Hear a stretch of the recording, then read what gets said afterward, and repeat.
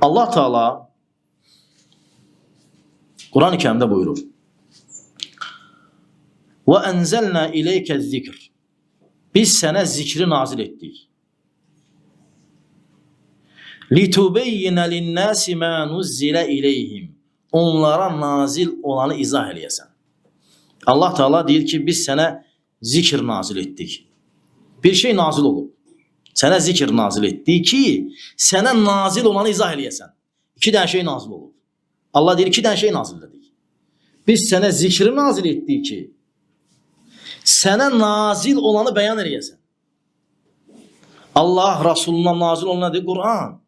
Deyir, biz sana zikri nazil etdik ki, sen nazil olanı beyan eləyəsən. Aydındır? Bir nazil olan Kur'an'dır. O birisi ise sünnedir ve hikmettir. Hansı ki Peygamber sallallahu aleyhi ve sellem eləyib. Allah Teala Kur'an-ı Kerim'de buyurur.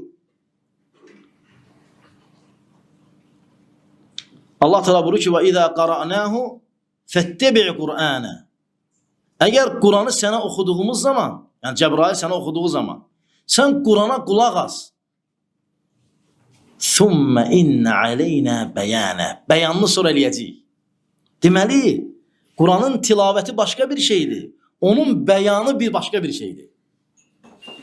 Ve la tuharrik bihi lisaneke li te'cele bih. Dilini tələstirib o Kur'an'ı okuma. Allah Resulü sallallahu aleyhi ve sellem Cebrail okuyanda unutmaq qorxusuyla tez deyirdi ki, yadında qalsın. Allah Teala ki, dilini tərpədib tələsmə. Biz sənin qəlbində onu cəm eləyəcəyik. Onun beyanı da bizə ait. Thumme inne aleyna beyane. Sonra və thumme sözü sonra, yəni hadisədən sonraki məsələdən danışır. Yəni ayə nazil oldu, beyanını getdi Peyğəmbər eləməyə. Harda? Necə elədi?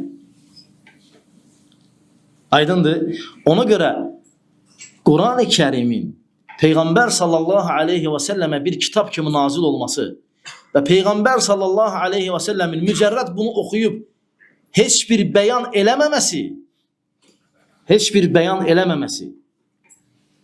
bu Peygamber sallallahu aleyhi ve sellemin sanki bir maket kimi təsvir eləməkdir. Yəni heç nə. Sadəcə nazil olub, o da gəlib danışıb gedib. Mənalarını deməyib.